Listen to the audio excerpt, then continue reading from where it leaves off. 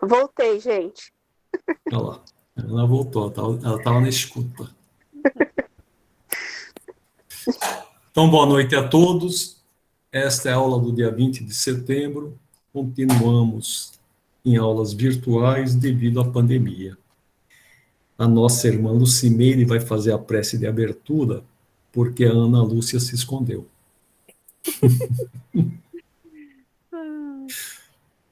Vamos lá, Vamos lá.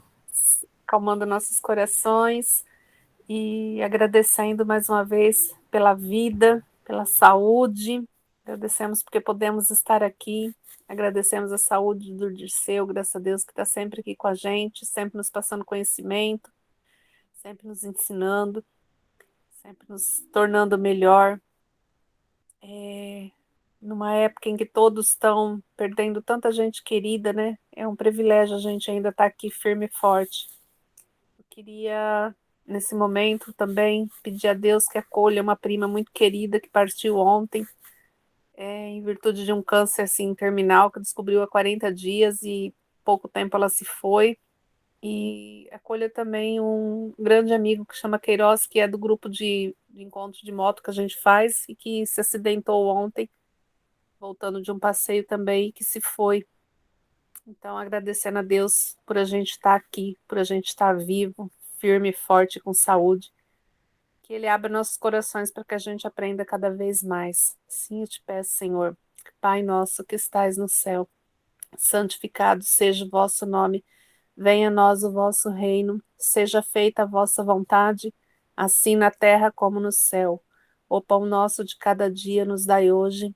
Perdoai as nossas ofensas, assim como nós perdoamos a quem nos tem ofendido. E não nos deixeis cair em tentação, mas livrai-nos de todo o mal. Que assim seja, graças a Deus.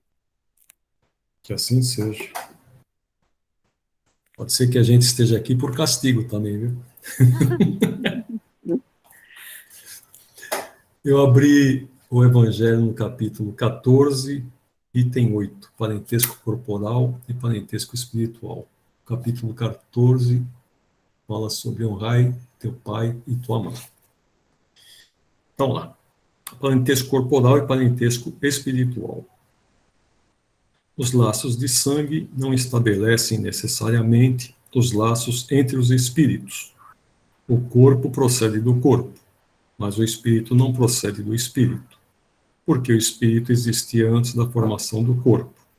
Não é o pai quem cria o espírito de seu filho, ele só lhe fornece um envoltório corporal, mas deve ajudar em seu desenvolvimento intelectual e moral para fazê-lo progredir.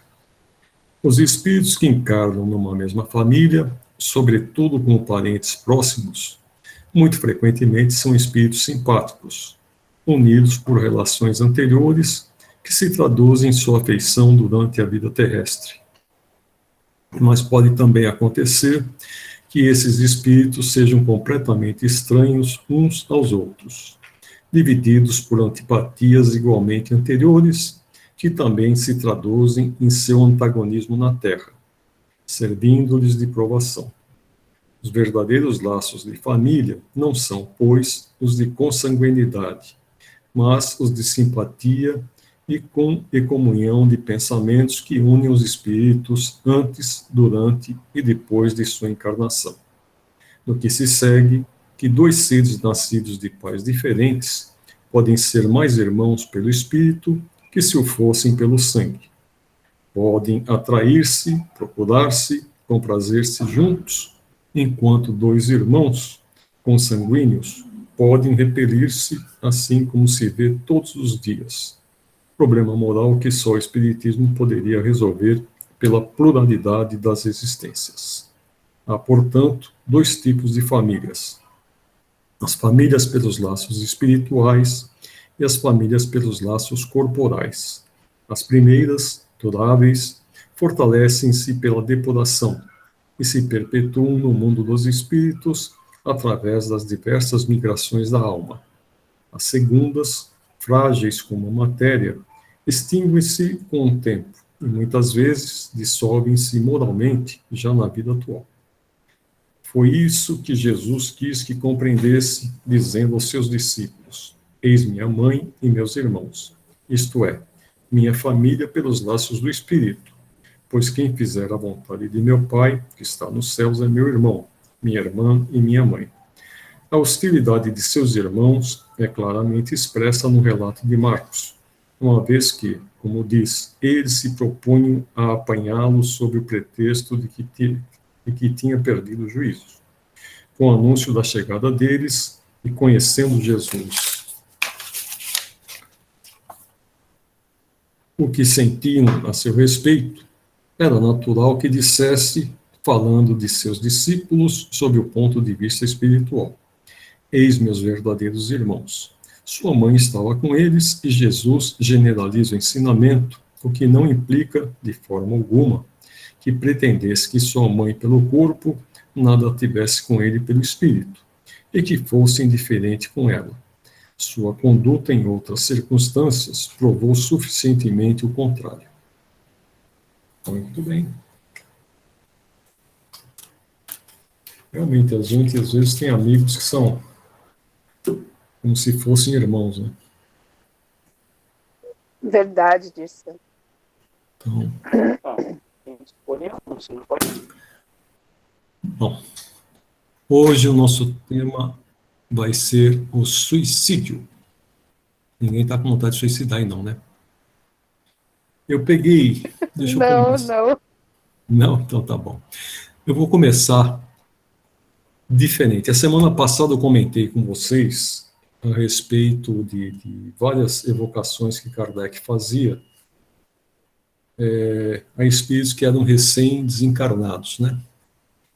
E hoje, procurando os textos sobre os suicidas, tinha esse aqui que estava na sequência, aproveitei e já copiei para poder dar-lhes uma ideia daquilo que eu falei na aula passada. Então, esse espírito aqui, ele chamava-se Gilles Michel. Morto aos 14 anos, ele era amigo do filho da médium, a senhora Costello, evocado 8 dias após a morte. Então, evocação. Agradeço por me evocardes. Lembro-me de vós e dos passeios que nos fizestes dar no Parque Monceau. Provavelmente ele estivesse falando para médium, né? E que dizeis do vosso camarada Charles? Charles sente muito pesar por minha morte, mas estou morto. Vejo, vivo, penso como antes. Apenas não me posso tocar, nem reconheço nada do que me cerca. Que vedes? Vejo uma grande claridade. Meus pés não tocam o solo. Deslizo. Sinto-me arrastado. Vejo formas brilhantes e outras envoltas em branco. Pressionam-me e me rodeiam. Uns me sorriem, outros me metem medo com seus olhares negros. Vedes a vossa mãe? Ah, sim, vejo minha mãe, minha irmã e meu irmão. Ei-los todos. Minha mãe chora muito. Gostaria de lhe falar como vos falo. Ela veria que não estou morto. Como fazer então para a consolar? Peço-vos que faleis de mim. Queria também que dissesseis a Charles que vou me divertir bastante ao vê-lo trabalhar. Vedes o vosso corpo? Mas claro, vejo-o lá, deitado, todo duro. Entretanto, não estou naquele buraco, uma vez que me encontro aqui. Onde estáis, então? Estou ali, junto de vossa mesa, à direita. Acho engraçado que não me vejais. Eu vos vejo tão bem. O que sentistes quando deixastes o corpo? Não me lembro bem do que senti então. Tinha muita dor de cabeça e via tudo quanto é tipo de coisas ao redor de mim. Estava completamente entorpecido. Queria mover-me e não podia. As mãos estavam molhadas de suor e sentia uma grande agitação em meu corpo. Depois, nada mais senti e despertei bastante aliviado. Não sofria mais e estava leve como uma pluma. Então me vi em meu leito e, contudo, não estava nele. Vi toda a movimentação que faziam e fui para outra parte. Como soubestes que eu vos chamava? Não me dou conta de tudo isso. Ouvi bem que há pouco me chamáveis, e vim imediatamente, porque, como dizia Charles, não sois enfadonha. Adeus, senhora, até mais ver. Voltarei a vos falar, não é verdade? Então, ele vem aqui dar um depoimento curto, né? Mas parece que é um espírito que ele está em muito boa condição. Depois eu passo esse texto aqui para vocês. Eu separei também vários depoimentos suicidas que eles estão no livro Céu e Inferno. Então são depoimentos variados e isso vai nos trazer, eu não estava mostrando para vocês, vocês não falaram nada, né? Isso vai nos trazer assim uma ideia bem aproximada dos vários tipos de suicídio, né? Dos vários motivos dos suicidas e como eles acabam se encontrando na erraticidade. Então, não sei se vai dar para ler, porque são muitos, deu mais de 20 folhas, mas aí, se não der, a gente vamos ler primeiro essa parte aqui do Livro dos Espíritos, depois a gente entra naquele texto. O que não der para ler, depois eu passo para vocês, vocês terminam a leitura. Tudo bem? Lição de casa, hein? Tudo bem. Então, vamos lá. Então, nós estamos na parte 4 das esperanças e consolações, no capítulo 1, das penas e gozos terrestres. Desgosto da vida, suicídio. Donde nasce o desgosto da vida, que, sem motivos plausíveis, se apodera de certos indivíduos? Efeito da ociosidade, da falta de fé e também da saciedade. Para aquele que usa de suas faculdades com fim útil e de acordo com as suas aptidões naturais, o trabalho nada tem de árido e a vida se escoa mais rapidamente. Ele lhe suporta as vicissitudes com tanto mais paciência e resignação, quanto obra com o fito da felicidade mais sólida e mais durável que o espera. Tem o homem o direito de dispor da sua vida? Não. Só a Deus assiste esse direito. O suicídio voluntário importa numa transgressão dessa lei.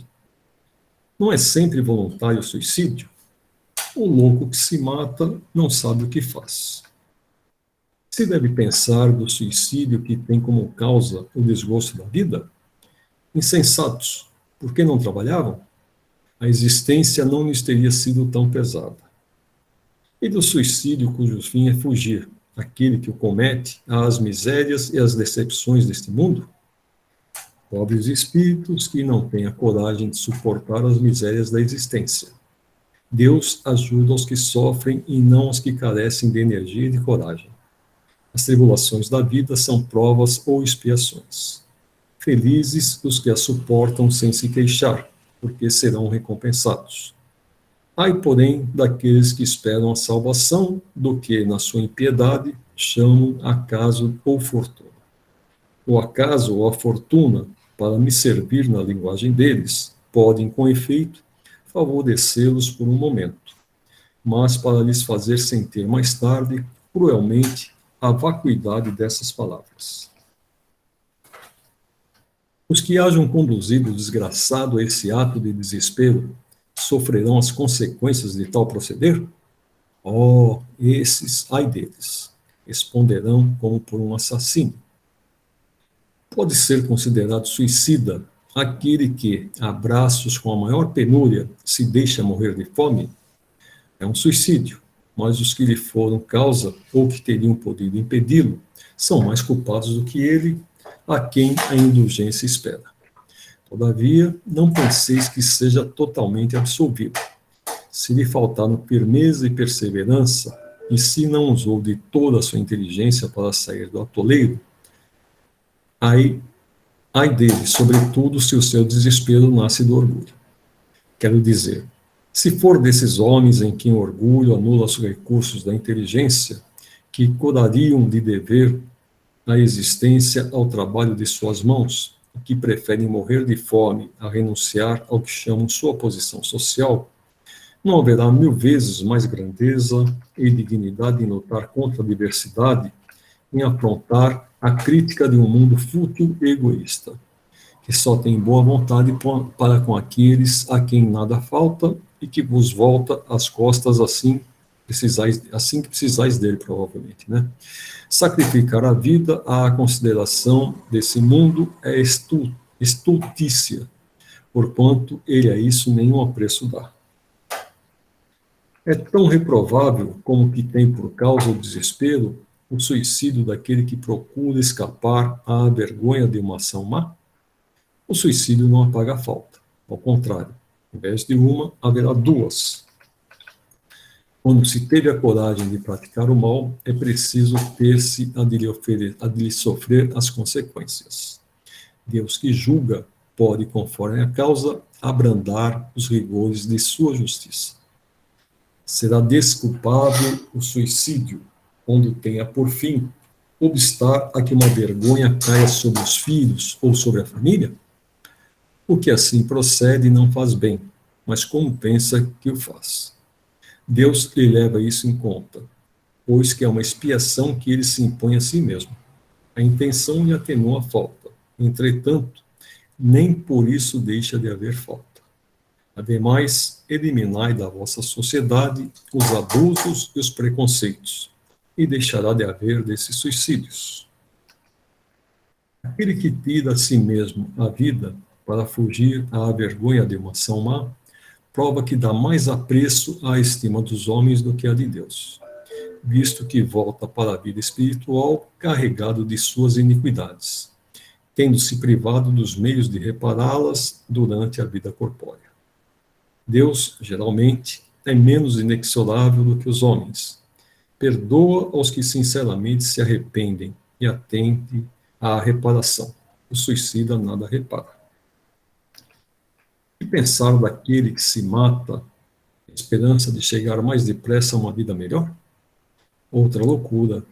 E faça o bem e mais certo estará de lá chegar, pois, matando-se, retarda a sua entrada no mundo melhor.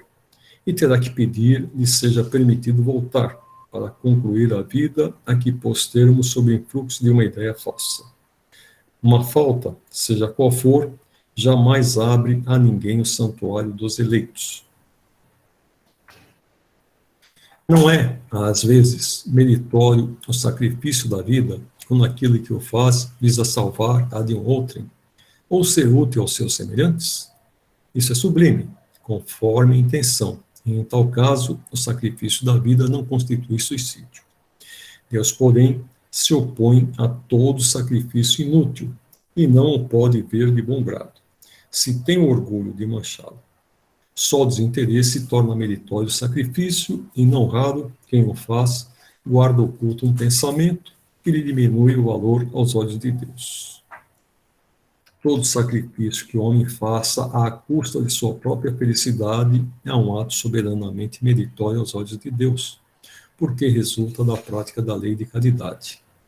Ora, sendo a vida o bom terreno a que maior apreço dá o homem, não comete atentado o que a ela renuncia pelo bem de seus semelhantes.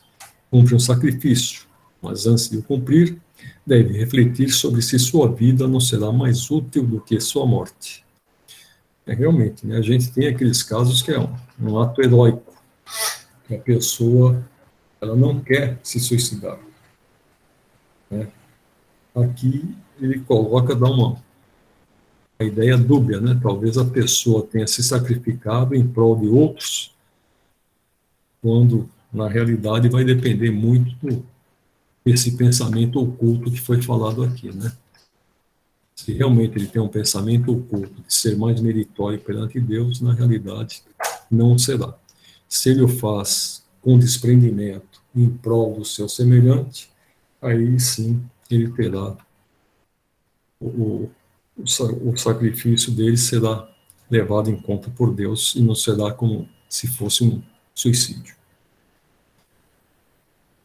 Tem um livro que é sobre a vida de Getúlio, o que aconteceu com ele após o suicídio dele, né? Ele acha que ele saiu, que ele ia ficar, realmente ele entrou para a história, né? Mas, aos olhos de Deus, ele cometeu um crime muito feio e vai ter que pagar por isso. Comete suicídio o homem que perece vítima de paixões, que ele sabia lhe haviam de apressar o fim, porém a que já não podia resistir, por havê-las o hábito mudado em verdadeiras necessidades físicas. É um suicídio moral. Não percebeis que, nesse caso, o homem é duplamente culpado? Há nele, então, falta de coragem e bestialidade, acrescidas do esquecimento de Deus. Esse caso aqui provavelmente seja o uso de drogas, né?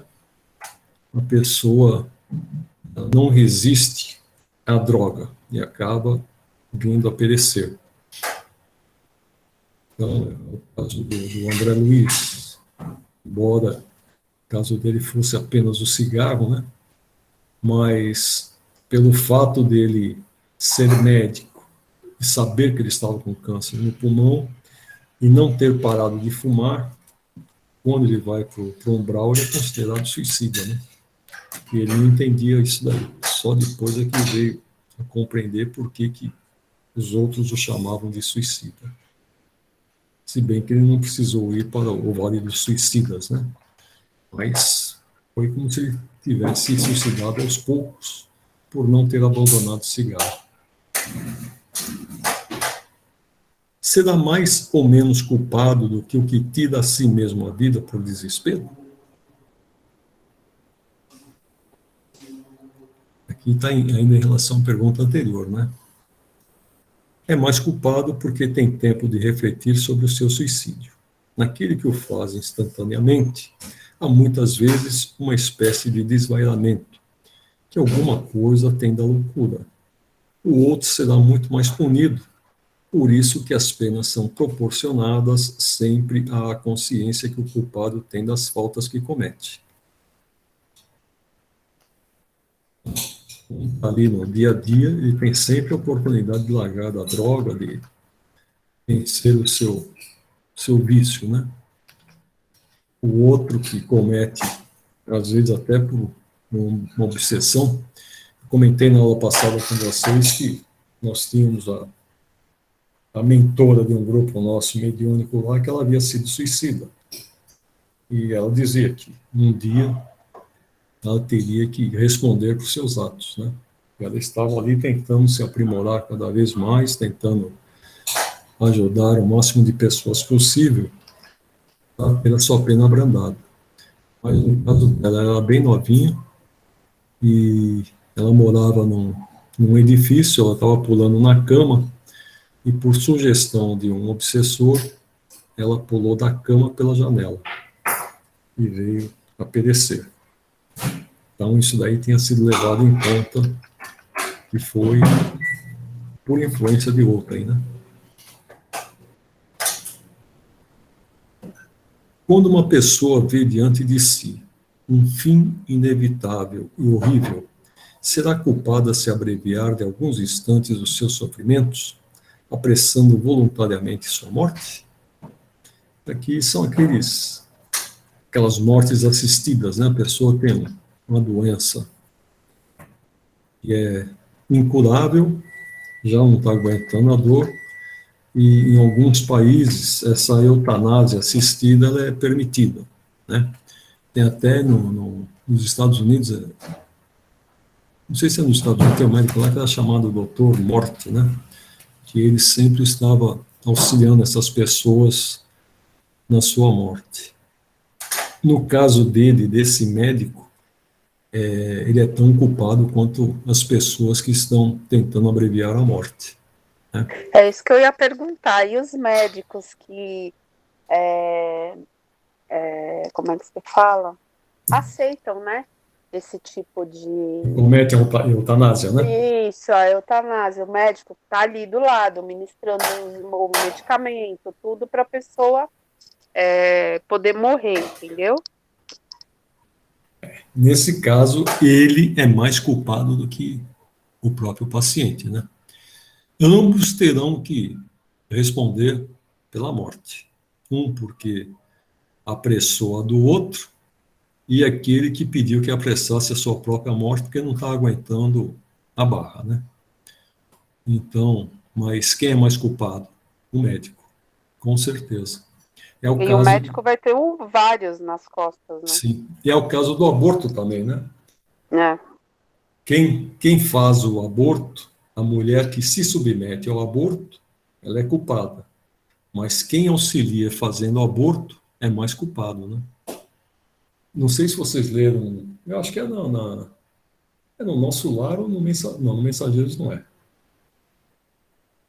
Deve ser no Nosso Lar que o, o André Luiz, ele vê uma pessoa que vem, está chegando uma tempestade e a pessoa chega na porta da colônia para pedir ajuda e ele vê que a pessoa tem uma série de manchas no corpo, né? E o mentor dele, que é não lembro mais o nome dele, fala, não, eu não, também não lembro, faz é, tanto tempo que eu assisti esse filme. essa nós não podemos assistir. E fala, aquelas manchas que ela tem no corpo são abortos que ela fez, né? Então, eu, quando eu era criança, a gente fazia reuniões em casa. E nós tínhamos uma vizinha que ela sofria de. Ela tinha ataque na realidade, era um ataque de histeria, né? Não era um ataque epilético, era um ataque de histeria, como se fosse um ataque epilético. E, em razão disso daí, procurou o espiritismo, acabamos participando, meus pais participavam, eu era criança, eu participava também. Então, às vezes reunia na minha casa, outras vezes na casa dela, outras vezes na casa da própria médium, e a gente ia fazendo um rodízio de casas, né? Mas essa pessoa que tinha esses ataques aí, ela tinha feito aborto. E com o tempo descobriu-se que o obsessor dela era a criança que tinha sido abortada. Até uma vez ela cismou de levar um bolo num orfanato e não sei, minha mãe acabou indo junto com ela, forçou a barra, minha mãe não queria ir, mas ela forçou, minha mãe acompanhou. E quando entraram no orfanato, era aniversário de uma menina, e quando ela chegou com o bolo, a menina falou, sabia que ia vir meu bolo, não sei o quê. Tá, a criança estava desesperada e tinha uma certeza absoluta que ia chegar aquele bolo lá. Né? Minha mãe falou que ela chorou muito aquele dia lá. E a partir dali, ela melhorou bastante. Então, talvez fosse até alguma ligação que tivesse, ou o próprio espírito que tivesse reencarnado, e que ela estava ali com aquele bolo lá, ela acabou tendo abrandado o seu crime, né? A gente pode considerar o aborto como se fosse um crime. O que era, eu não sei, mas que diminuiu, os ataques dela diminuiu. Finalmente diminuiu, depois de muitos anos, né? Isso não pode acontecer, vamos supor, de seu. Vamos supor que ela tenha feito esse erro, vai. Ela fez esse erro. Mas aí ela começa a mudar, e aqui mesmo, entendeu? Sim. Ela não consegue já pagar na Abrandar. encarnação que ela tá? Não, Sim, abrandar não, pagar mesmo. sim, ela vai abrandar a pena dela, né? Ele pode até, como você colocou, ela pode, durante a própria vida, se o arrependimento for sincero, ela pode não ser punida pelo ato, né? Tudo vai do arrependimento da pessoa, tá? Entendi. Errar, todos nós erramos, né? Agora vai da nossa compreensão do erro e do nosso arrependimento, né? E não cometer novas faltas, né? Então, Certo.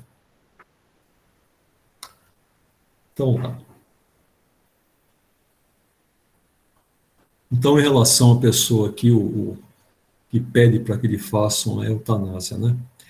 É sempre culpado aquele que não aguarda o termo que Deus lhe marcou para a existência. E quem poderá estar certo de que, malgrado as aparências, esse termo tenha chegado e que um socorro inesperado não venha no último momento? Realmente, né? Concebe-se que, nas circunstâncias ordinárias, o suicídio seja condenável, mas estamos figurando o caso em que a morte é inevitável, em que a vida só é encurtada de alguns instantes. É sempre uma falta de resignação e de submissão à vontade do Criador. Quais, nesse caso, as consequências de tal ato? Uma expiação proporcionada, como sempre, à gravidade da falta, de acordo com as circunstâncias. Eu li um livro uma vez de uma médica que ela tenta cometer o suicídio, ela se aplica insulina. Então, para quem não é diabético que se aplica insulina, acaba tendo uma... Acho que é hipo, né? Hipoglicemia. Ela vai ter uma hipoglicemia. Não é hiper, vai ser uma hipo, porque vai consumir mais o açúcar do que já tem a insulina que ela tem no próprio corpo, e isso daí vai gerar, e que é o que dá o coma mais rápido, né? A hipo, ela ataca muito mais rápido que a hiperglicemia. E ela não consegue morrer, mas ela fica em coma. E ela fica muito tempo em coma. E ela percebe que ela está ali presa ao corpo, tal, grita para as pessoas, tem todo aquele lance lá da pessoa que não está querendo se comunicar e não consegue, né? Só depois que ela realmente se arrepende daquele ato que ela tentou cometer, que não teve sucesso, é que ela vem a desencarnar. Mas levou alguns anos para que chegasse nesse ponto. Então o livro conta todo a passagem dela, as várias nuances que tem num caso como esse daí, né? É bem interessante nesse aspecto, né? Bem instrutivo, para que a gente não atente contra a vida, né? Nem sempre a pessoa, quando atenta contra a vida, ela tem sucesso, né? Às vezes fica aí vegetando, fica paraplégico e assim por diante. E depois não tem mais coragem ou não tem mais condição de tentar novamente contra a própria vida. Será condenável uma imprudência que compromete a vida sem necessidade? Não há culpabilidade quando não há intenção ou consciência perfeita da prática do mal. Aqui é um caso a se pensar, no caso desses corredores de automóvel aí que coloca, ele sabe que ele tem um risco grande, né? Todos têm um risco ali. Então, dependendo de como for o acidente, ele pode até ser, como está perguntando aqui, ser condenável à atitude dele, né? Ele foi imprudente. No caso do Senna, eu não sei se o Senna sabia que da jogada que fizeram lá na coluna de direção. Não sei se ele sabia desse fato, né?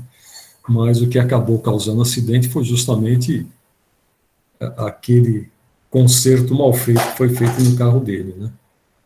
Então, se ele não sabia, com certeza quem fez o problema lá, que fez a maracutaia, vai ter que responder por esse procedimento, né?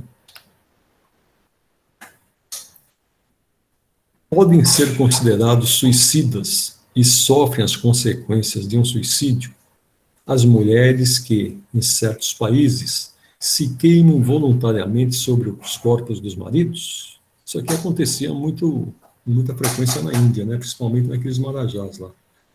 Quando ele morria, todas as mulheres, todas as concubinas eram sacrificadas, né?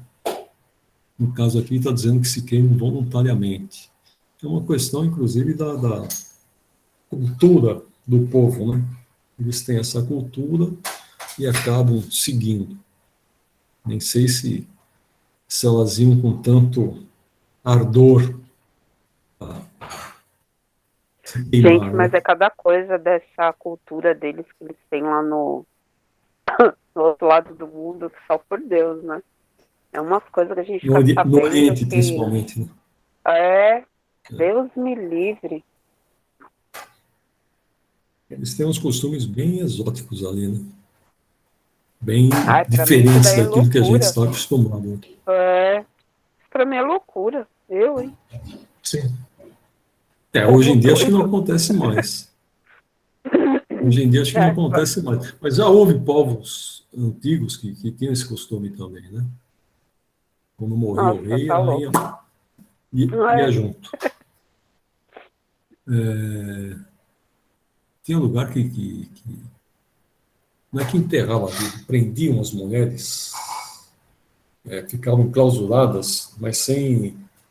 Elas acabavam morrendo de inanição, né? Porque ficavam num lugar lá que não davam comida, não davam água, não davam nada. então é isso que eu Então, falo, é uns costumes, que é uma doideira isso. né, Loucura. tá vendo que você escapou nascendo aqui? Ave Maria, graças a Deus. Eu já não sou normal aqui, né, ô Dirceu? Então, Já pensou ainda ter que se queimar depois, virar churrasquinho? né? Eu acho que queimava o povo que estava em volta. Então, vamos ver a resposta aqui dos espíritos. Obedece a um preconceito, e muitas vezes mais à força do que por vontade. Foi justamente o que eu falei, né? Nem todas iam por vontade própria. Já pensou? Julgam cumprir um dever e esse não é o caráter do suicídio. Encontram desculpa na nulidade moral que as caracteriza, na sua maioria, e na ignorância em que se acham. Esses usos bárbaros e estúpidos desaparecem com o advento da civilização. Se bem que tem muitos daqueles povos lá que a civilização ainda vai demorar um pouco para. Chegou lá, mas para eles se readequarem, né? Não é verdade.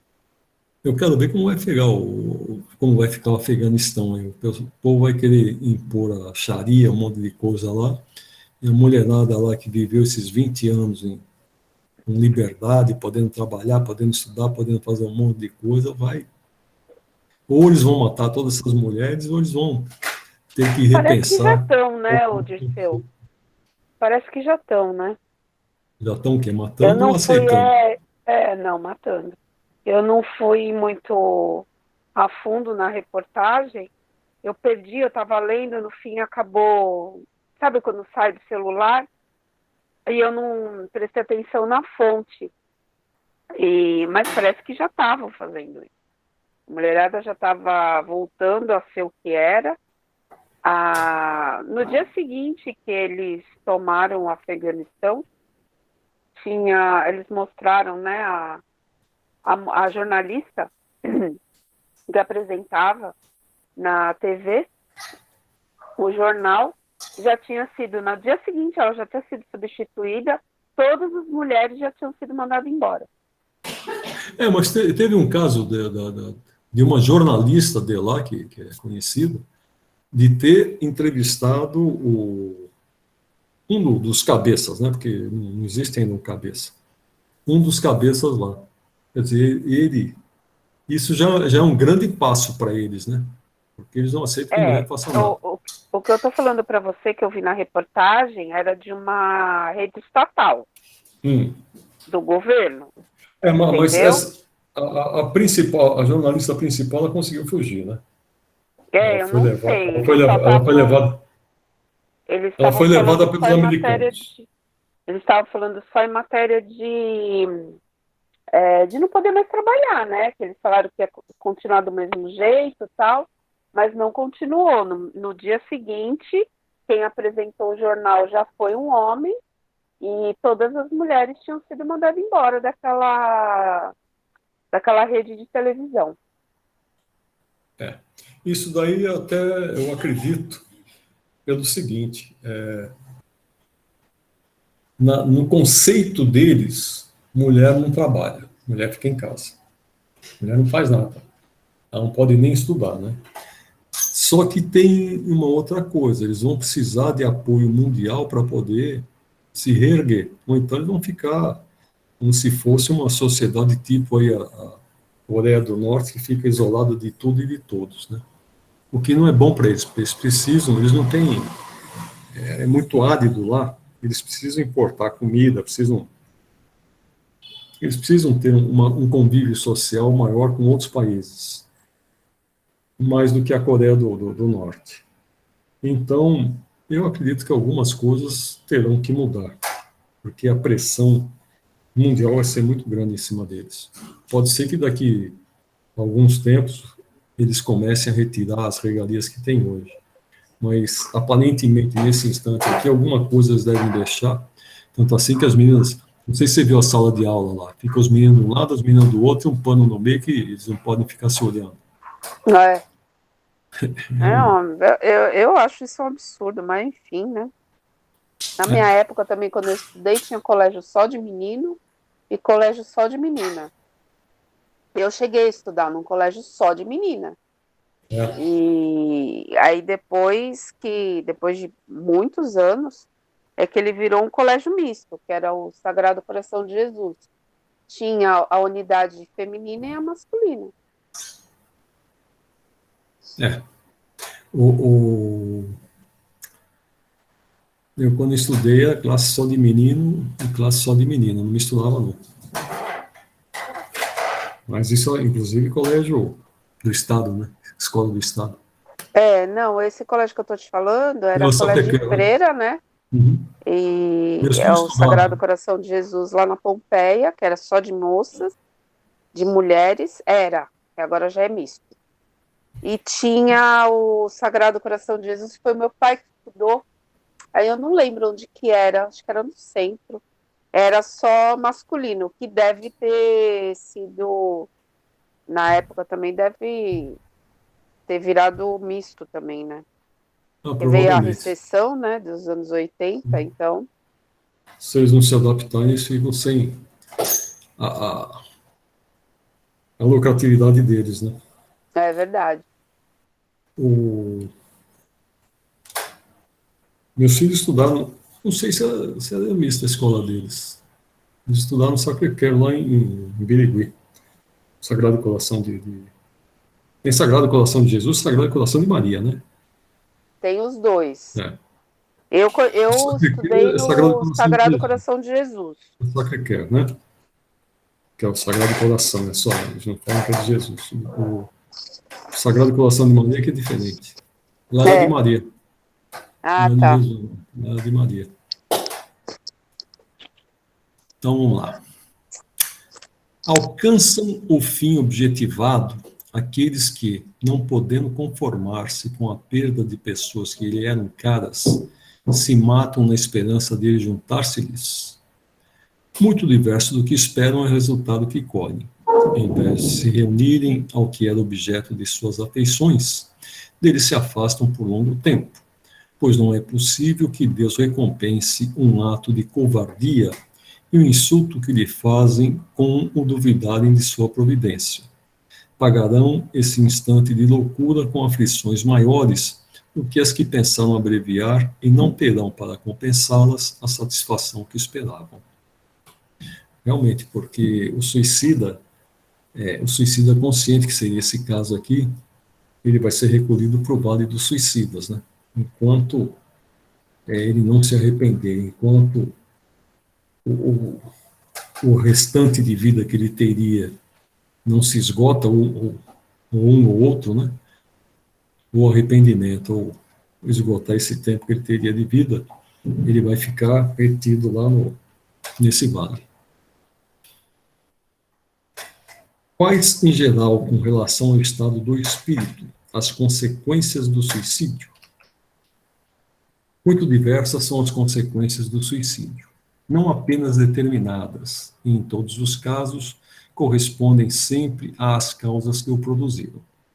Há, porém, uma consequência a que o suicida não pode escapar: é o desapontamento. A sorte, porém, não é a mesma para todos, depende das circunstâncias.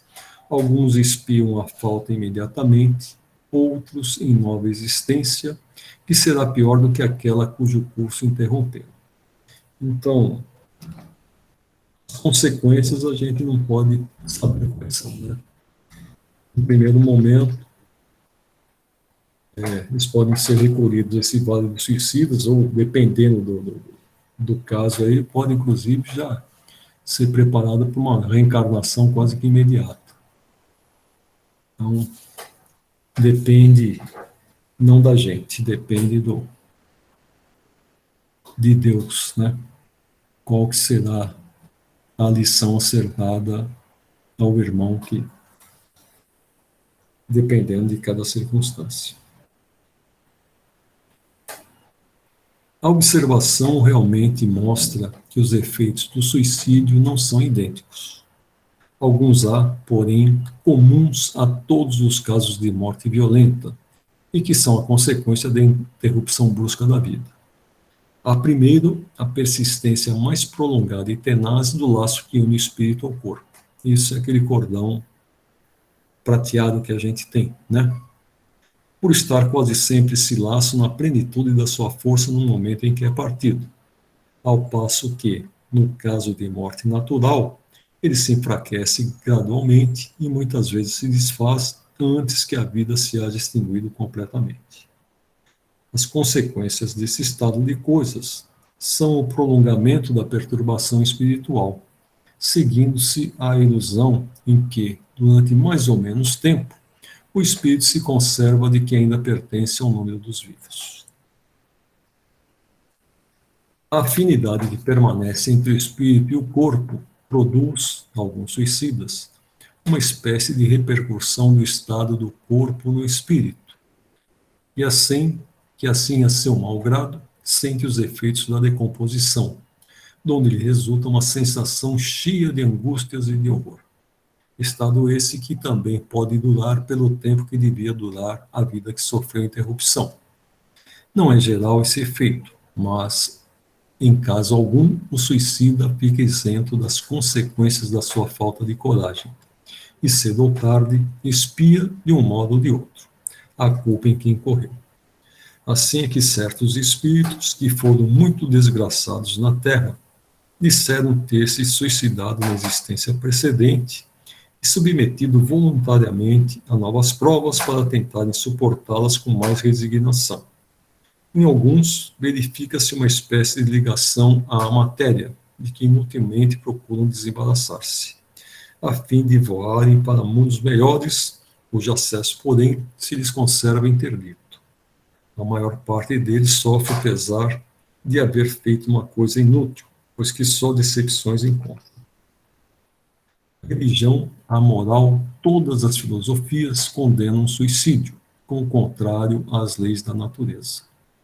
Todas nos dizem, em princípio, que ninguém tem o direito de abreviar voluntariamente a vida. Entretanto, por que não se tem esse direito? Por que não é livre o homem de pôr termo aos seus sofrimentos? O Espiritismo estava reservado a demonstrar, pelo exemplo dos que sucumbiram, que o suicídio não é uma falta somente por constituir infração de uma lei moral, consideração de pouco peso para certos indivíduos, mas também um ato estúpido, pois que nada ganha quem o pratica. O contrário é o que se dá, como nolo ensino, não a teoria, porém os fatos que ele nos põe sobre as vistas. No caso do judaísmo, quando a pessoa se suicida, ela não pode ser enterrada no campo santo deles lá. Então, inclusive, o caso do Vlado, né?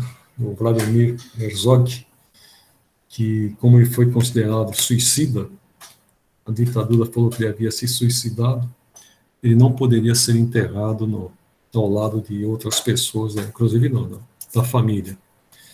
Mas aí teve a intervenção daquele rabino que tinha aqui, aquele que falava parecendo inglês, e foi ele, o Dom Evaristo Armas, acabaram se unindo e combatendo, né, a própria ditadura para querer acobertar o crime que eles tinham cometido. Eu vou colocar aquele outro dos suicidas para a gente ver alguns casos. A gente tem bastante tempo ainda. Então, isso aqui está no Céu e Inferno, na segunda parte, capítulo 5. Suicida da Samaritana. Samaritana devia ser um local de banho em Paris. A 7 de abril de 1858, pelas 7 horas da noite, um homem de cerca de 50 anos e decentemente trajado apresentou-se no estabelecimento da Samaritana de Paris e mandou que lhe preparasse um banho. Decorridas cerca de 2 horas, o criado de serviço, admirado pelo silêncio do freguês, resolveu entrar no seu gabinete, a fim de verificar o que ocorria. Deparou-se então um quadro horroroso. O infeliz degolara-se com uma navalha e todo o seu sangue misturava-se à água da banheira. E como a identidade do suicida não pôde ser averiguada, foi o cadáver removido para o necrotério. Evocação. Quem responde é o guia do médium. Esperar. Ele aí está. Onde vos achais hoje? Não sei. Dizer. Estais numa reunião de pessoas que estudam o espiritismo e que são benévolas para convosco. Dizei-me se vivo, pois este ambiente me sufoca. Deixa eu ver uma coisa aqui. 1858. O Livro dos Espíritos foi escrito em 1857. Ele se suicidou em começo de 1858. E esse texto aqui saiu na revista de junho de 1858. Praticamente 2, 3 meses depois que ele havia se matado.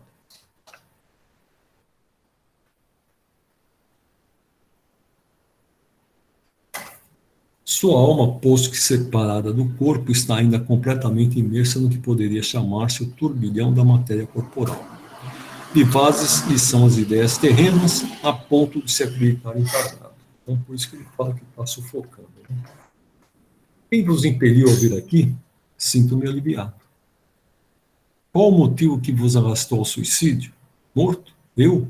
Não. Que habita o meu corpo. Não sabeis como sofro? Sufoco-me. Oxolá e mão compassiva me aniquilasse de vez. E não deixastes indícios que pudessem tornar-vos reconhecível? Estou abandonado. Fugi ao sofrimento para entregar-me à tortura. Tendes ainda os mesmos motivos para ficar incógnito? Sim. Não revolvais com ferro candente a ferida que sangra. Poderíeis dar-nos o vosso nome, a profissão e domicílio? Absolutamente não. Tinhas família, mulher, filhos? Era um desprezado. Ninguém me amava. O que fizestes para ser assim repudiado? Quantos são como eu? Um homem pode viver abandonado no seio da família quando ninguém o preza. No momento de vos suicidardes, não experimentastes qualquer hesitação? Ansiava pela morte, esperava repousar. Como é que a ideia do futuro não vos fez renunciar a um tal projeto? Não acreditava nele absolutamente, era um desiludido. O futuro é a esperança. Que reflexões vos ocorreram ao sentirdes a extensão da vida? Não refleti, senti. Mas a vida não se me extinguiu. Minha alma está ligada ao corpo. Sinto os vermes corroer-me. Que sensação experimentastes no momento decisivo da morte? Pois ela se completou. Para ele não morreu, né? Foi doloroso o momento em que a vida se vos extinguiu? Menos doloroso que depois. Só o corpo sofreu. Aí ele pergunta para o Espírito São Luís, que é o mentor do grupo. O que quer dizer o Espírito afirmando que o momento da morte foi menos doloroso que depois? O Espírito descarregou o fardo que o oprimia. Ele se ressentia da volúpia da dor. Tal estado sobrevém sempre ao suicídio? Sim, o espírito do suicida fica ligado ao corpo até o termo dessa vida. A morte natural é a libertação da vida. O suicídio a rompe por completo. Dar-se-á o mesmo nas mortes acidentais, embora involuntárias, mas que abririam a existência? Não. O que entendeis por suicídio? O espírito só responde pelos seus atos. Esta dúvida da morte é muito comum nas pessoas recentemente desencarnadas e principalmente naquelas que, durante a vida não elevam a alma acima da matéria. Realmente, esse cara devia ser bem materialista para estar preso no corpo ainda, né?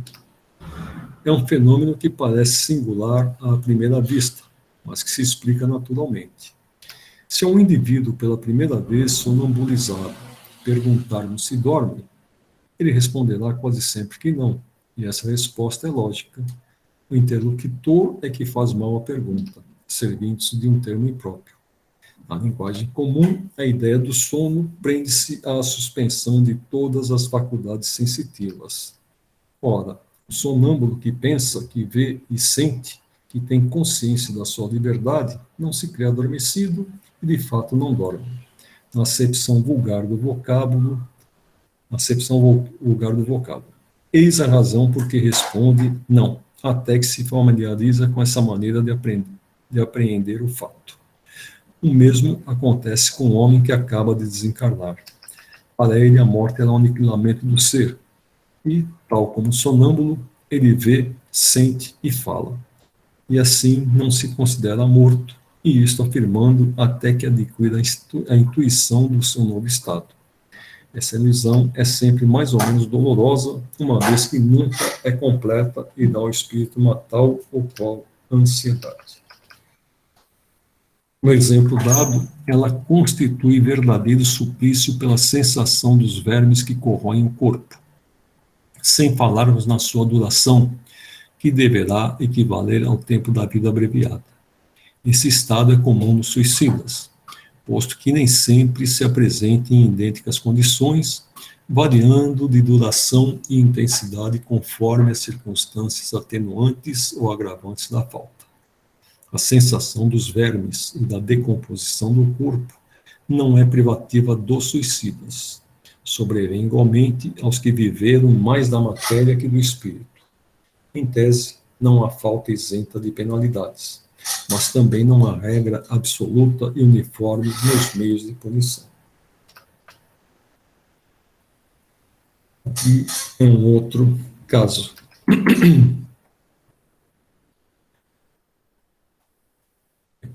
O nome, né? Alfred Leroy, suicida. O CR de 2 de março de 1861 relata o seguinte fato. Um terreno baldio, olha, aqui é o jornal do dia 2 de março. A comunicação dele é no dia 8 de março, 6 dias depois. Num terreno baldio, no ângulo do caminho dito da Arcada, que conduz de Conflans a Charenton, operários que iam ao trabalho, ontem pela manhã, encontraram enforcado num pinheiro muito alto um indivíduo que cessara de viver. Prevenido do fato, o comissário de polícia de Charenton dirigiu-se ao local, acompanhado pelo Dr. Josias, e procedeu às comprovações. Diz o Droit que o suicida era um homem de cerca de 50 anos, de fisionomia distinta, vestido de maneira conveniente. De um de seus bolsos retiraram um bilhete a lápis assim redigido: 11h03 da noite.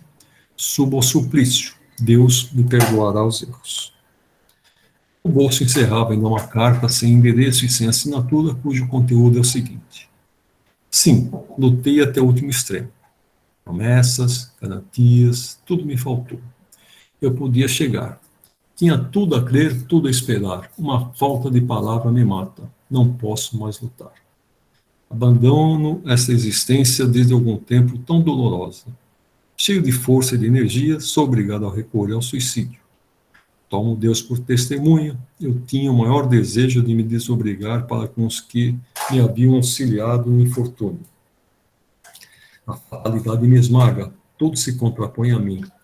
Abandonado subitamente por aqueles que representei, sofro a minha sorte. Confesso que morro sem fel. Mas, por mais que digam, a calúnia não impedirá que nos últimos momentos eu não atraia nobres simpatias. Insultar o homem que se reduziu à última das resoluções seria uma infâmia. É muito tê-lo reduzido a isto. A vergonha não será toda minha. O egoísmo me terá matado. Conforme outros papéis, O suicida era um tal Alfred Leroy, 50 anos, originário de Vimoutier, Orne, deve ser o estado. A profissão e domicílio são desconhecidos, e depois das formalidades ordinárias, o corpo que ninguém reclamou foi para o necrotério. Evocação. Não venho como supliciado, estou salvo. Alfred. Observação. As palavras "estou salvo" surpreenderam a maioria dos assistentes. Sua explicação foi pedida no desenrolar da conversa. Soubemos pelos jornais do ato de desespero pelo qual sucumbistes. E, embora não vos conheçamos, nos lamentamos, pois a religião exige que compartilhemos da dor de todos os nossos irmãos infelizes. E é para vos testemunhar simpatia que vos chamamos. Devo calar os motivos que me impeliram esse ato de desespero. Agradeço o que fazeis por mim. É uma felicidade. Uma esperança a mais. Obrigado. Podeis dizer primeiramente se tendes consciência de vossa situação atual? Perfeito. Sou relativamente feliz. Não me suicidei por causas puramente materiais. Crede que havia mais, como demonstrar nas minhas últimas palavras. Foi uma mão de ferro que me agarrou. Quando encabei na terra, vi o suicídio no meu futuro. Era a prova contra a qual tinha de lutar. Quis ser mais forte que a fatalidade e sucumbi. Observação. Ver-se-á logo que esse espírito não escapa à sorte dos suicidas, malgrado o que acaba de dizer. Quanto à palavra fatalidade, é evidente que nele é uma lembrança de ideias terrenas. Põe-se à conta das fatalidades todas as desgraças que não se podem evitar. Para ele, o suicídio era a prova contra a qual tinha de lutar. Cedeu ao arrastamento ao invés de resistir, em virtude de seu livre-arbítrio, e acreditou que estivesse em seu destino. Quisestes escapar a uma situação deplorável pelo suicídio? Ganhaste alguma coisa com isso? Aí está o meu castigo, a vergonha do meu orgulho e a consciência da minha fraqueza. Segundo a carta encontrada convosco, parece que a dureza dos homens e uma falta de palavra os conduziram à própria destruição. E sentimentos experimentais agora pelos que foram a causa dessa resolução funesta? Oh, não me tenteis, eu vos suplico. Observação. Essa resposta é admirável. Pinta a situação do espírito lutando contra o desejo de odiar aqueles que lhe fizeram mal. E o sentimento do bem, e o impele a perdoar. Receia que esta pergunta provoque uma resposta que a sua consciência reprova. Lamentais o que fizestes? Eu já vos disse que meu orgulho e minha fraqueza são a sua causa. Quando vivo, acreditáveis em Deus e na vida futura?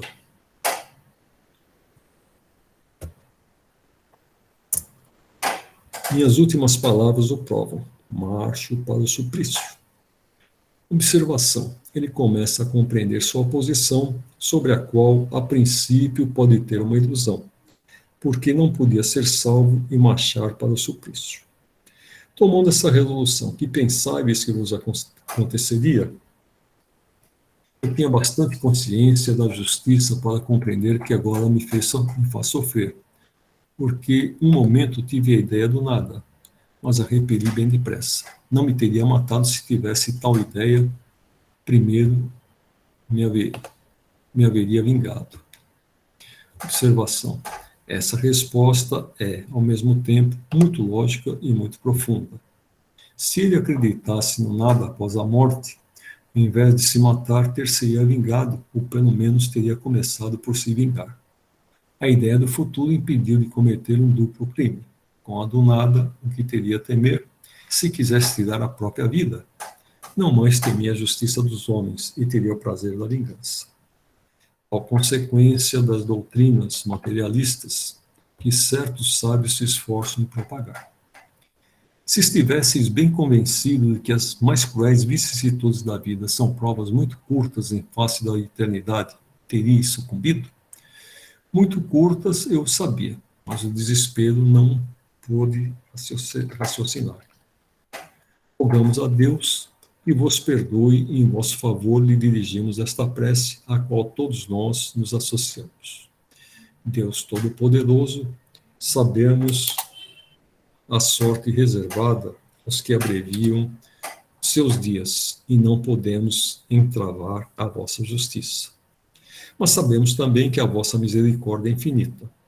Possa Deus, deixar aqui então, possa Deus estender-se sobre a alma de Alfredo Leroy, possam também nossas preces, mostrando-lhe que há na terra seres que se interessam por sua sorte, aliviar os sofrimentos que suporta por não ter tido a coragem de resistir às vicissitudes da vida. Espíritos bons, cuja missão é aliviar os infelizes, tomai-os sob vossa proteção, inspirai-lhe o pesar pelo que fez e o desejo de progredir por novas provas, que saberá suportar melhor. Aí vem a resposta dele: esta prece me faz chorar, e por isso sou feliz. Dissestes no início, agora estou salvo. Como conciliar estas palavras com o que dissestes depois, marcho para o suplício? E como entendeis a bondade divina? Eu não podia viver, era impossível. Crede que Deus não veja o impossível neste caso? Uma observação aqui. Em meio a algumas respostas notavelmente sensatas, há outras, e esta é de seu número, que denotam neste espírito uma ideia imperfeita de sua situação. Isto nada tem de extraordinário se pensarmos que ele morreu há poucos dias. Aí a pergunta é feita aqui a São Luís. Podeis dizer a sorte do infeliz que acabamos de invocar? A expiação e o sofrimento. Não há contradição entre as primeiras palavras desse infortunado e suas dores.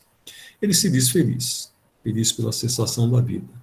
E como ainda está preso aos laços terrenos, sente apenas a ausência do mal terreno.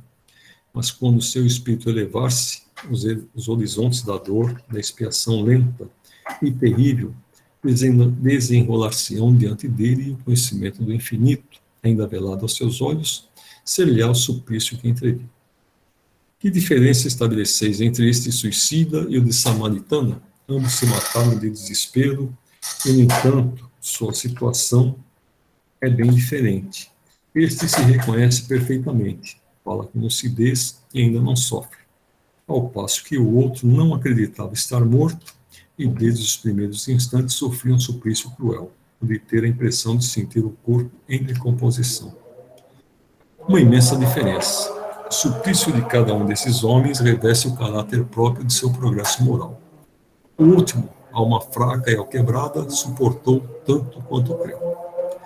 Duvidou de sua força ou da bondade de Deus, mas nem blasfemou, nem amaldiçoou. Seu suplício interior, lento e profundo, terá a mesma intensidade da dor que sentiu o primeiro suicida.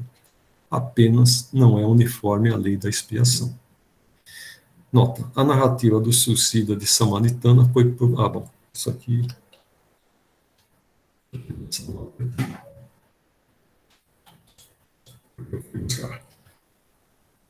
Aos olhos de Deus, qual o mais culpado e qual o que sofrerá o grande castigo? Este que sucumbiu à sua fraqueza ou aquele que, por sua dureza, foi levado ao desespero? Seguramente o que sucumbiu pela tentação. A prece que por ele dirigimos a Deus lhe será útil? Sim, a prece é um orvalho bem fazejo.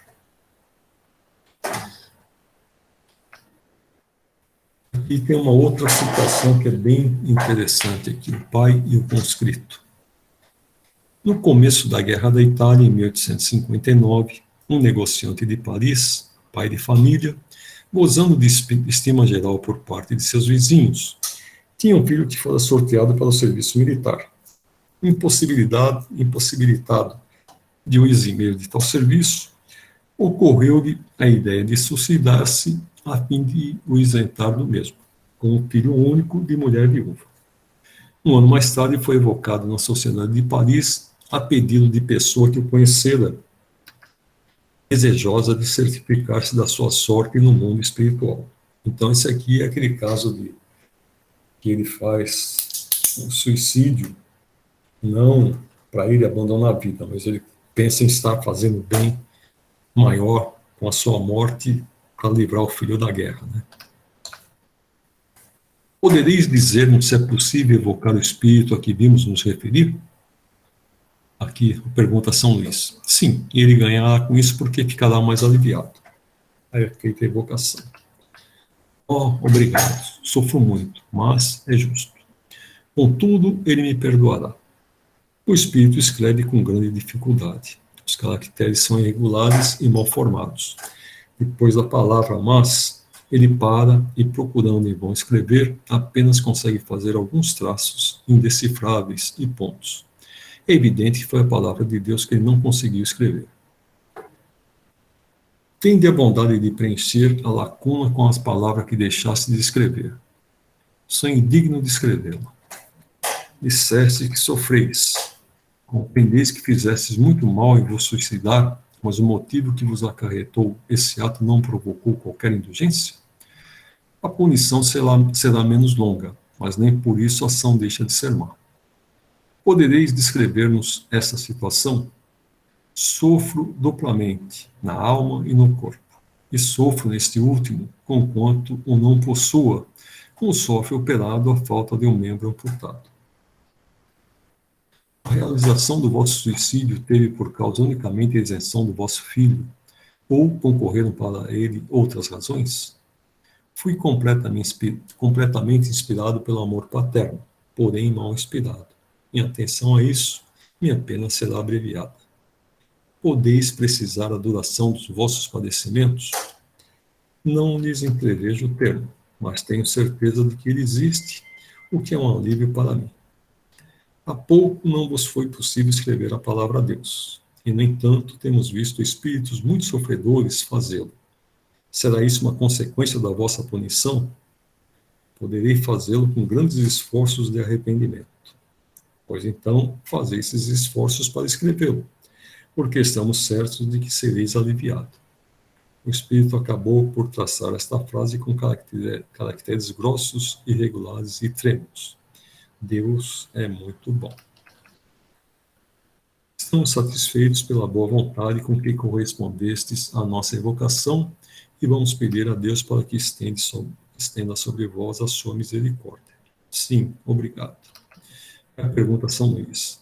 Podereis ministrar-nos a vossa apreciação sobre esse suicídio? Este espírito sofre justamente, pois lhe faltou a confiança em Deus. Falta que é sempre punível. A punição seria maior e mais duradoura se não houvera como atenuante um motivo louvável para que o filho se expusesse à morte na guerra. Deus, que é justo e vê o fundo dos corações, não o pune senão de acordo com suas obras. Observações. À primeira vista, como ato de abnegação, este suicídio poder-se-ia considerar desculpável. Efetivamente assim é, mas não de modo absoluto.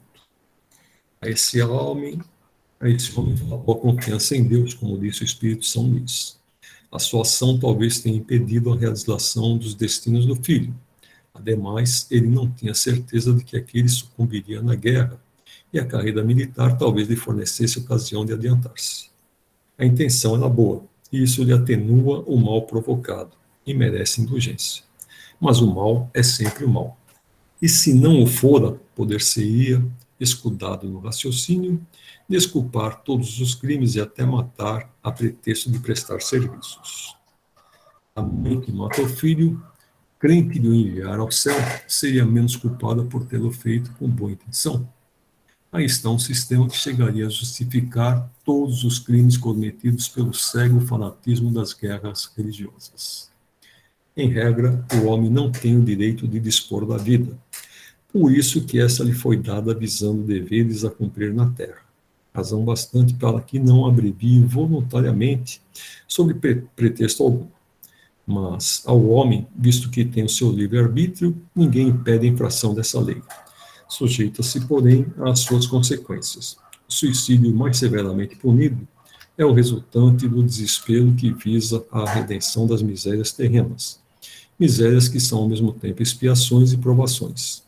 Furtar-se a elas é recuar ante a tarefa aceita e, às vezes, ante a missão que se devera cumprir.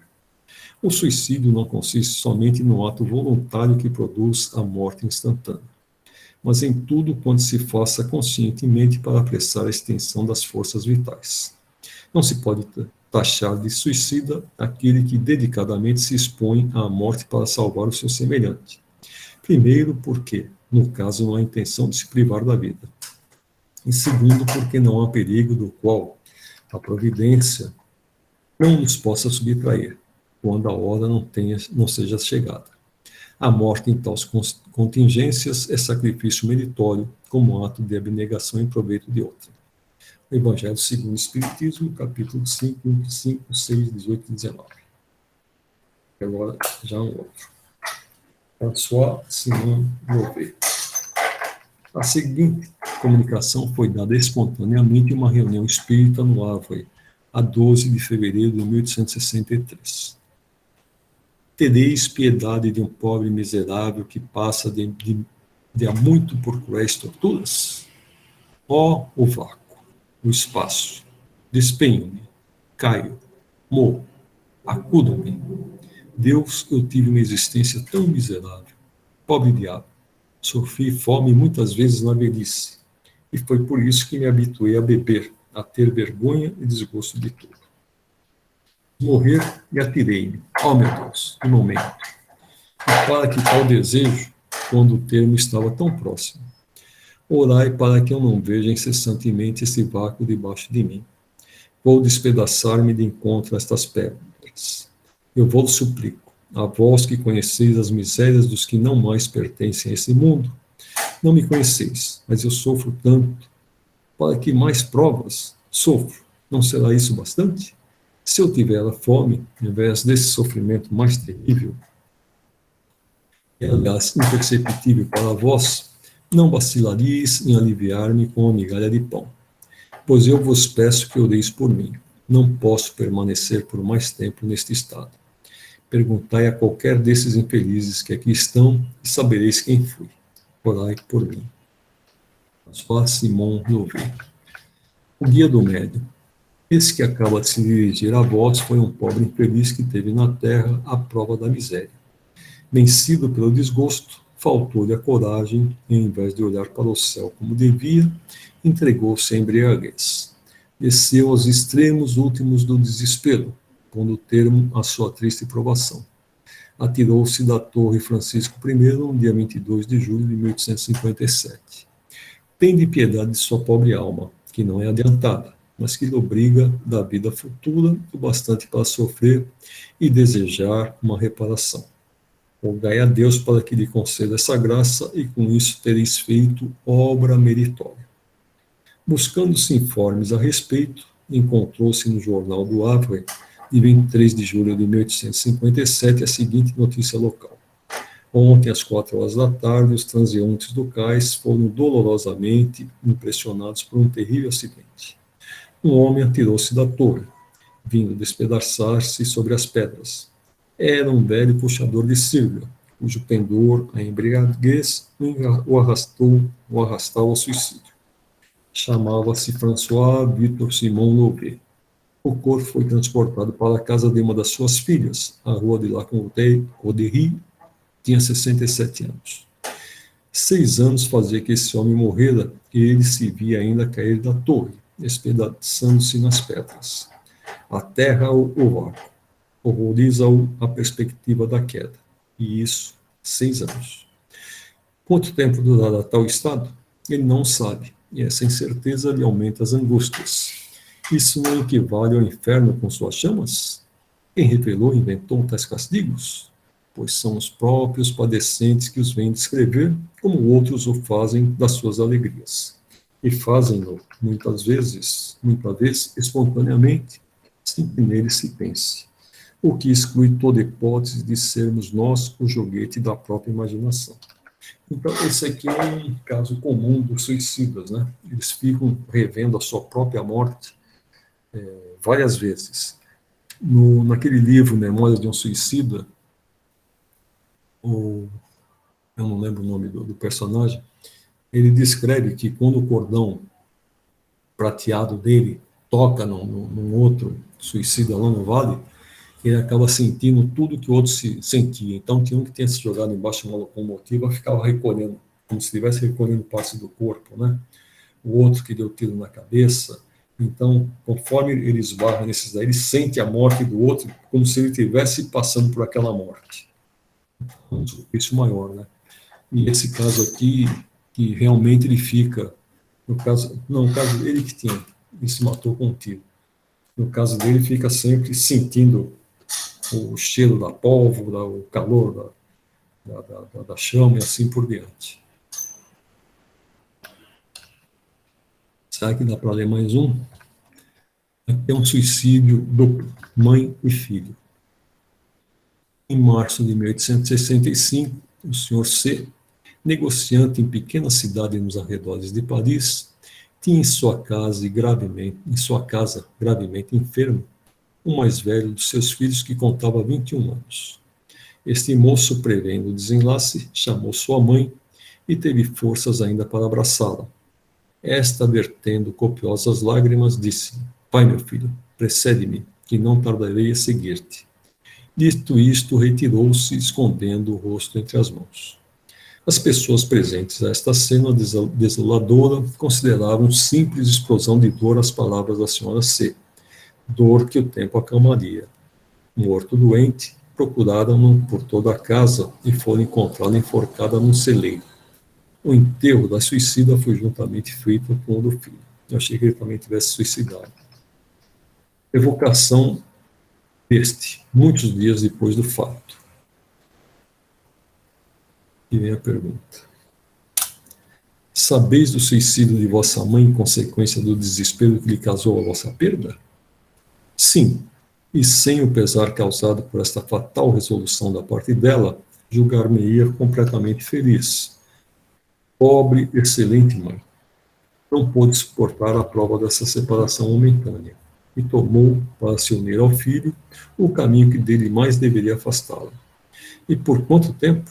Assim, retardou indefinidamente uma reunião que tão pronta teria sido se sua alma se conformasse, submissa às vontades do Senhor. Se fosse resignada, humilde, arrependida diante da aprovação que se lhe impunha, da expiação que deveria purificá-la, orai, orai por ela. E, sobretudo, não a imiteis, vós outras, mães que vos comoveis com a narrativa da sua morte. Não acrediteis que ela amasse mais que as outras mães, a esse filho que era seu orgulho. Não, é que lhe faltaram a coragem e a resignação. Mães que me ouvis, quando a agonia empanar o olhar dos vossos filhos, lembrai-vos de que, como Cristo, eles sobem ao cimo do Calvário, onde deverão alçar-se à glória eterna. Benjamin C. Evocação da mãe. Eu ver meu filho, tens o poder de dar-mo? Cruéis, tomaram-mo para levá-lo à luz, e a mim me deixaram em trevas. Quero porque me pertence. Nada vale então o amor materno? Pois que, tê-lo carregado no ventre por 9 meses, tê-lo amamentado, nutrido a carne da sua carne, sangue do seu sangue, guiado seus primeiros passos, ensinado a balbuciar o sagrado nome de Deus e o doce nome de mãe, ter feito dele um homem cheio de atividade, de inteligência, de probidade, de amor filial, para perdê-lo quando realizava as esperanças concebidas a seu respeito, quando o brilhante futuro se lhe antolhava? Não, Deus não é justo, não é o Deus das mães. Não lhes compreende as dores e desesperos. E quando me dava a morte para não separar de meu filho, eis que novamente me rouba. Meu filho, onde estás? Então, só essa frase aqui, dizendo que Deus não é justo, isso já compromete a situação dela. O evocador. Pobre mãe, compartilhamos da vossa dor. Buscastes, no entanto, um triste recurso para vos reunirdes ao vosso filho. O suicídio é um crime aos olhos de Deus, e deveis saber que Deus pune toda infração das suas leis. A ausência do vosso filho é a vossa punição. Não, eu julgava Deus melhor que os homens. Não acreditava no seu inferno. Porém, cria na reunião das almas que se amaram como nós os amávamos. Enganei-me. Deus não é justo nem bom. por isso que não compreende a grandeza da minha dor como do meu amor. Ó, quem me dará meu filho? Tê-lo-ei perdido para sempre? Piedade, piedade, meu Deus. Vamos, acalmai o vosso desespero. Considerai que, se há um meio de rever vosso filho, não é blasfemando de Deus, como ora fazeis. Com isso, em vez de atrair-lhes a vossa misericórdia, fazeis jus a maior severidade. Disseram-me que não mais o tornaria a ver, e compreendi que o haviam levado ao paraíso. E eu estaria acaso no inferno? No inferno das mães? Ele existe? Demais o vejo. Invocador. Vosso filho não está perdido para sempre. Certo tornareis a vê-los, mas é preciso merecê-lo pela submissão à vontade de Deus, ao passo que a revolta poderá retardar indefinidamente esse momento. Ouviu-me. Deus é infinitamente bom, mas é também infinitamente justo. Assim, medo sem causa, e se sobre a terra ele vos infligiu grandes dores, é porque as merecestes. A morte de vosso filho não aprova a vossa resignação. Infelizmente, a ela sucumbistes quando em vida. E eis que após a morte, de novo sucumbis, como pretendeis que Deus recompense os filhos rebeldes? A sentença não é, porém, inexorável, e o arrependimento do culpado é sempre acolhido. Se tivesseis aceito a aprovação com humildade, se houvesseis esperado com paciência o momento da vossa desencarnação, ao entrardes no mundo espiritual em que vos achais, teríeis imediatamente avistado vosso filho, o qual vos receberia de braços abertos.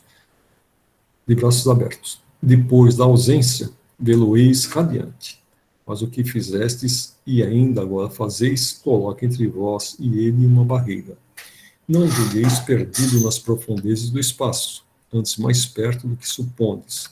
É que é o impenetrável o subtrai à vossa vista. Ele vos vê e ama sempre, deplorando a triste condição em que caístes pela falta de confiança em Deus, e aguardando ansioso o momento feliz de vos apresentar. E vós somente depende abreviar ou retardar esse momento. Orai a Deus e dizei comigo: meu Deus, perdoai-me o ter duvidado da vossa justiça e bondade. Se me punistes, reconheço tê-lo merecido. Dignai-vos aceitar meu arrependimento e submissão à vossa vontade. Ela, que luz de esperança capaz de fazer despontar em minha alma, é como um relâmpago na noite que me cerca. Obrigado. Vou orar a Deus. A morte, mesmo pelo suicídio, não produziu nesse espírito a ilusão de se julgar ainda vivo. Ele apresenta-se conscientemente do seu estado. É que para outros o castigo consiste naquela ilusão, pelos laços que os prendem ao corpo. Esta mulher quis deixar a terra para seguir o filho na outra vida. Era, pois, necessário que soubesse estar realmente, a fim de sofrer a punição da sua ausência. O castigo consiste, portanto, precisamente na certeza da desencarnação, no conhecimento exato da sua situação. Assim é que cada falta é punida de acordo com as circunstâncias que a determinam e que não há punições uniformes para as faltas do mesmo gênero. Então tem outras aqui, olha, do suicídio, por amor e por dever. Luiz, a beira de Burquinas.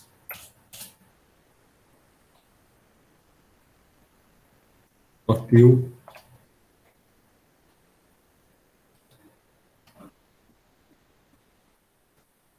Cristiano.